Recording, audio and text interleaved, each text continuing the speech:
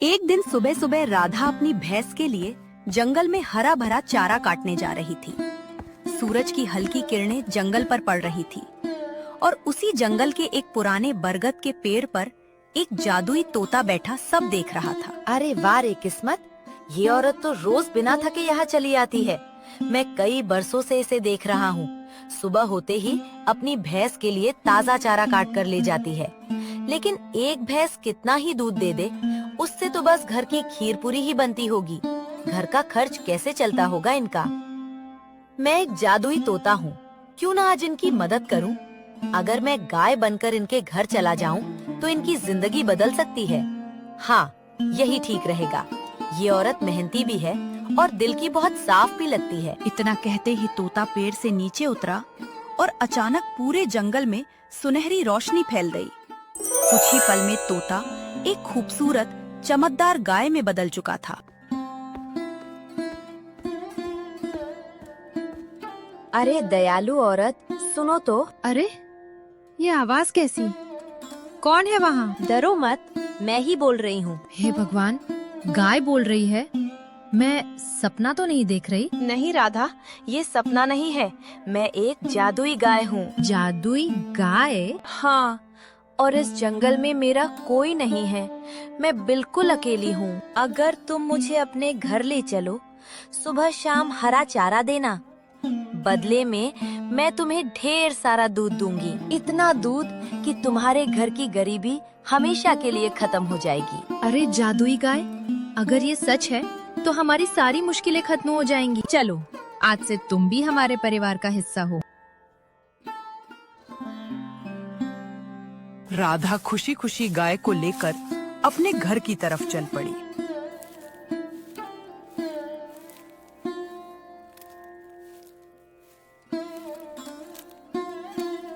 अरे राधा, तू तो भैंस के लिए चारा लेने गई थी। ये गाय कहाँ से ले आई? अरे सुनो तो, मैंने इसे पकड़ा नहीं है, ये जंगल में मिली। और ये कोई साधारण गाय नहीं, जादुई गाय है। बस इसे चारा देना है और ये बदले में ढेर सारा दूध देगी। अरे राधा, अगर ऐसा है तो भगवान ने हमारी सुन ली। आज से हम इसका अपने बच्चों से भी ज्यादा ख्याल रखेंगे। बस प्यार देना, बाकी मैं सब संभाल लूंगी।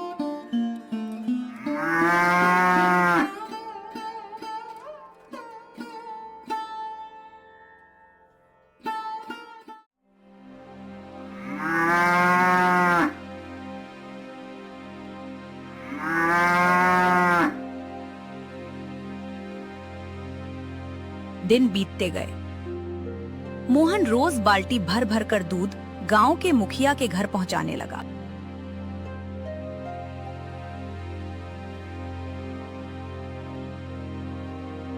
अरे ये क्या चक्कर है? इसके पास तो सिर्फ एक भैंस थी, फिर ये रोज इतनी बाल्टियां दूध कहां से ला रहा है? कुछ ना कुछ गड़बड़ जरूर है।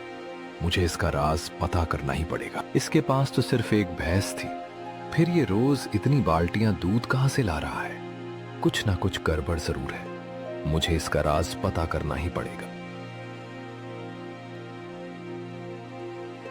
रात होते ही किशन चुपके से मोहन के घर के पीछे छिप गया। मेरी प्यारी गाय, और चारा खाएगी क्या? नहीं मोहन, आज तुमने बहुत खिला दिया, अब मैं और नहीं खा सकती। अरे बाप रे, ये गाय तो इंसानों की तरह बोल रही है। मोहन, आज जितनी बाल्टियां रखोगे, सुबह सब दूध से भरी मिलेंगी। नहीं सुरभि, ज्यादा लालच अच्छा नहीं होता। जितना जरूरत है उतना ही काफी है। अच्छा, तो ये राज है। अब अगर ये गाय ना रही तो मोहन फिर से गरीब बन जाएगा। गाय का राज जानने के बाद किशन की आंखों में लालच उतर आया। वो चुपके से वहां से निकला और तेज कदमों से अपने घर पहुंचा।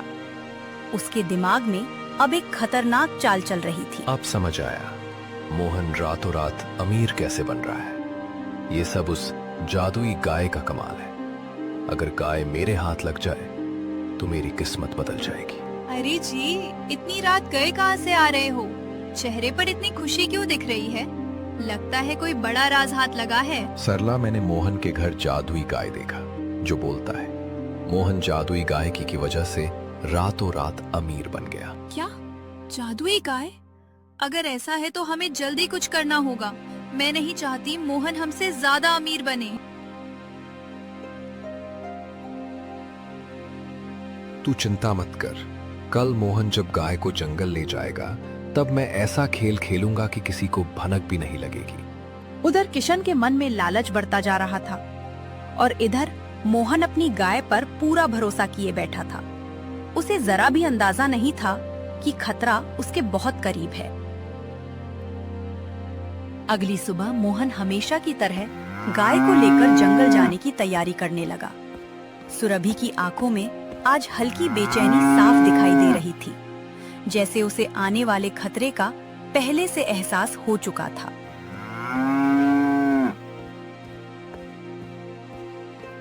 चल सुरभि, आज तुझे जंगल का ताजा हरा चारा खिलाता हूँ। तू खुश रहती है तो हमारा घर भी खुश रहता है। तेरे बिना अब ये आंगन सूना लगता है। मोहन, आज मेरी बात बहुत ध्यान से सुनना। अगर मेरे साथ कुछ भी बुरा हो जाए तो घबराना मत और हिम्मत कभी मत हारना।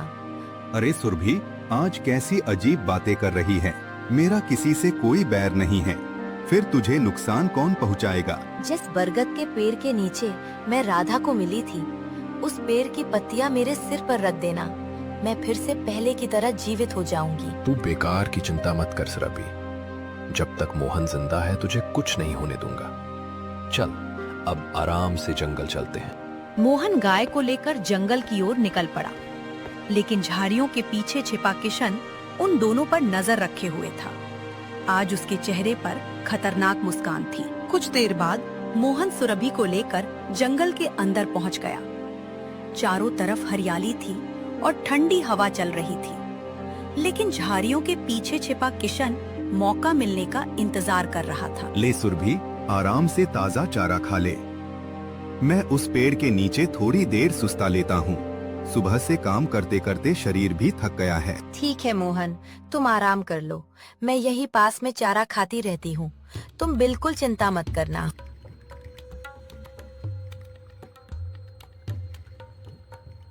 बस यही सही मौका है। मोहन गहरी नींद में है और आसपास कोई भी नहीं। आज ये जादुई गाय हमेशा के लिए खत्म हो जाएगी। किशन धीरे धीरे झाड़ियों से बाहर निकला। उसकी आंखों में लालच और चेहरे पर खतरनाक मुस्कान थी।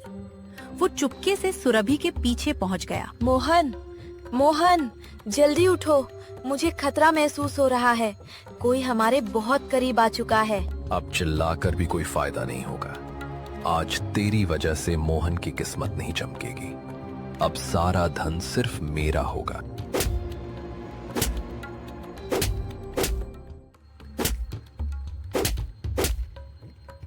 अचानक जंगल में सुरभि की दर्द भरी आवाज। मोहन दौड़ता हुआ सुरभि के पास पहुंचा, लेकिन वहां का दृश्य देखकर उसका दिल जोर जोर से धड़कने लगा। उसकी प्यारी सुरभि जमीन पर बिल्कुल शांत पड़ी थी। सुरभि, ये क्या हो गया?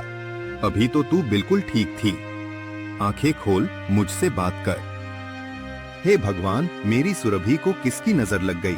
अब मैं राधा को क्या जवाब दूंगा? हमारा घर अब कैसे चलेगा? मोहन की आंखों से आंसू लगातार बहने लगे। वो कुछ देर वहीं बैठा अपनी किस्मत को कोसता रहा। फिर अचानक उसे सुरभि की कही बात याद आई। रुको, सुरभि ने जाते जाते कुछ कहा था। बरगद के पेड़ की पत्तियां, हाँ वही मेरी आखिरी उम्मीद है। मोहन बिना एक पल गवाए बरगद के पेड़ की तरफ भागा। उधर झाड़ियों में छिपा किशन सब देखकर मुस्कुरा रहा था। उसे लग रहा था कि अब सब खत्म हो चुका है। अब देखता हूँ मोहन कैसे अमीर बनता है। अब ना गाय रहेगी और ना दूध मिलेगा। आज मेरा रास्ते का कांटा हमेशा के लिए हट गया। मोहन दौड़ते दौड़ते बरगद के पेड़ के पास पहुंचा।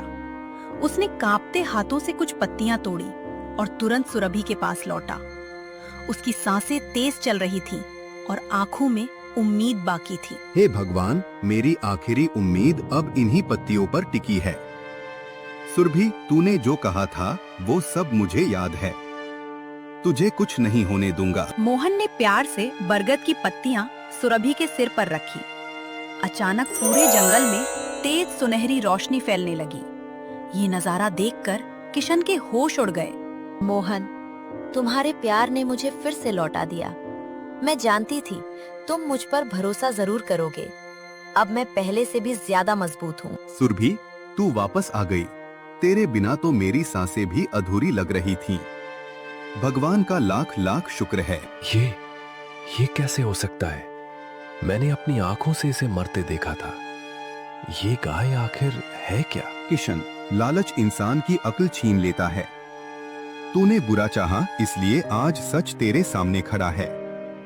अब भी वक्त है, अपनी सोच बदल ले। किशन डर के मारे कांपने लगा और मोहन सुरभि को लेकर खुशी खुशी घर की तरफ निकल पड़ा।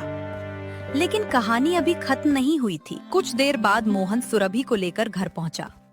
आंगन में खड़ी राधा दोनों का इंतजार कर रही थी। जैसे ही उसकी नजर सुरभि पर पड़ी, उसकी आंखें खुशी से भर गईं।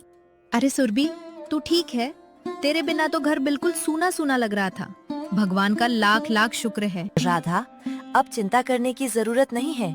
जब तक तुम्हारे दिल में सच्चाई और मेहनत है, कोई तुम्हारा कुछ नहीं बिगाड़ सकता। राधा, आज बहुत बड़ा चमत्कार हुआ है। सुरभि ने पहले ही सब बता दिया था, वरना आज हम इसे हमेशा के लिए खो देते। सुरभि, तूने सिर्फ हमारी गरीबी नहीं मिटाई, तूने हमारे घर में खुशियाँ भी लौटा दी हैं। हम जिंदगी भर तेरा एहसान नहीं भूलेंगे। उधर घर के बाहर छिपा किशन ये सब देख रहा था। सुरभि को जिंदा देखकर उसका डर अब गुस्से में बदल चुका था। उसके दिमाग में फिर एक नई चाल चलने लगी। सीधी चाल से काम नहीं बना। अब मुझे बड़ा खेल खेलना होगा। इस बार पूरी दुनिया के सामने मोहन से ये गाय छीन लूंगा। किशन के चेहरे पर फिर वही खतरनाक मुस्कान लौट आई और दूसरी तरफ मोहन को आने वाले तूफान का जरा भी अंदाजा नहीं था। अब असली खेल शुरू होने वाला था। कुछ ही दिनों में सुरभि के चमत्कार की खबर पूरे गांव में फैल गई। हर चौपाल, हर गली और हर खेत में बस उसी गाय की चर्चा होने लगी। आखिर ये बात गांव के मुखिया के कानों तक भी पहुंच गई। एक गाय जो बाल्टी भर भर कर दूध देती है, ऐसी चीज अगर मेरे हाथ लग जाए तो पूरे इलाके में मेरा नाम और भी बड़ा हो जाएगा। मुखिया जी, मैंने अपनी आंखों से सब देखा है। मोहन के घर सचमुच एक जादुई गाय है। अगर वो गाय आपके पास आ जाए तो कोई आपका मुकाबला नहीं कर पाएगा। बहुत अच्छी खबर लाया है किशन। अब चाहे प्यार से हो या दबाव से, वो गाय आज नहीं तो कल मेरे आंगन में जरूर बंधेगी। अगली सुबह मुखिया अपने कुछ आदमियों के साथ मोहन के घर पहुंच गया। उसे देखते ही पूरे गांव में हलचल मच गई। मोहन और राधा भी हैरानी से बाहर आ गए। अरे मुखिया जी, आज हमारे गरीब घर कैसे आना हुआ? अगर कोई काम होता तो मुझे बुला लेते। आपको यहाँ आने की क्या जरूरत थी? मोहन, मैंने तेरी गाय के बारे में बहुत कुछ सुना है। आज अपनी आंखों से उसका चमत्कार देखना चाहता हूँ, और अगर बात सच निकली तो फिर आगे की बात भी होगी। मोहन, संभल कर रहना। मुझे इन लोगों की नीयत बिल्कुल साफ नहीं लग रही। आज यहाँ कुछ बड़ा होने वाला है। मुखिया की बात सुनकर मोहन कुछ पल के लिए सोच में पड़ गया। राधा के चेहरे पर भी हल्की चिंता साफ दिखाई दे रही थी, लेकिन सुरभि बिल्कुल शांत खड़ी सब देख रही थी। मुखिया जी, सुरभि कोई साधारण गाय नहीं है। ये सिर्फ साफ दिल और मेहनती लोगों का साथ देती है। फिर भी अगर आप देखना चाहते हैं तो जरूर देखिए। सुरभि, अब सब तुम्हारे हाथ में है। आज सच और लालच दोनों आमने सामने खड़े हैं। देखते हैं किसकी जीत होती है। मोहन, एक खाली बाल्टी मेरे सामने रख दो। आज सच खुद अपनी ताकत दिखाएगा और झूठ अपने आप हार जाएगा। मोहन ने कांपते हाथों से एक खाली बाल्टी सुरभि के सामने रख दी। अचानक पूरे आंगन में सुनहरी रोशनी फैलने लगी। ये नजारा देखकर सबकी आंखें फटी की फटी रह गईं। मुखिया जी, मैंने पहले ही कहा था, ये गाय जिसके पास होगी वही गांव का सबसे अमीर आदमी बनेगा। आज मौका हाथ से मत जाने देना। मुखिया, गाय को खरीदा जा सकता है, लेकिन उसकी शक्ति नहीं, और लालची इंसान को मेरा साथ कभी नहीं मिलता। मुखिया दर्द से जोर जोर से चिल्लाने लगा। उसके आदमी डर के मारे एक कदम पीछे हट गए। पूरा गांव हैरानी से सुरभि का चमत्कार देख रहा था। बचाओ, मुझे बचाओ, मुझसे बहुत बड़ी गलती हो गई। मैंने लालच में आकर बहुत बड़ा पाप कर दिया। मुखिया, ताकत और दौलत का घमंड ज्यादा दिन नहीं चलता। तूने गरीबों का हक छीना है, आज उसी का हिसाब देने का समय आ गया है। जिस इंसान की बद्दुआ गरीबों से लग जाए उसका सुख ज्यादा दिन नहीं टिकता। आज सच आपके सामने खड़ा है। मुझे माफ कर दो, मैं आज से किसी गरीब पर जुल्म नहीं करूंगा। जिसकी जमीन छीनी है सब वापस लौटा दूंगा। अगर दिल से पछतावा है तो पूरे गांव के सामने अपनी गलती मानो और आज से गरीबों की सेवा करना शुरू करो। मुखिया सबके सामने सिर झुकाकर खड़ा हो गया। पहली बार उसके चेहरे पर घमंड नहीं बल्कि शर्म दिखाई दे रही थी और पूरा गांव खुशी से झूम उठा।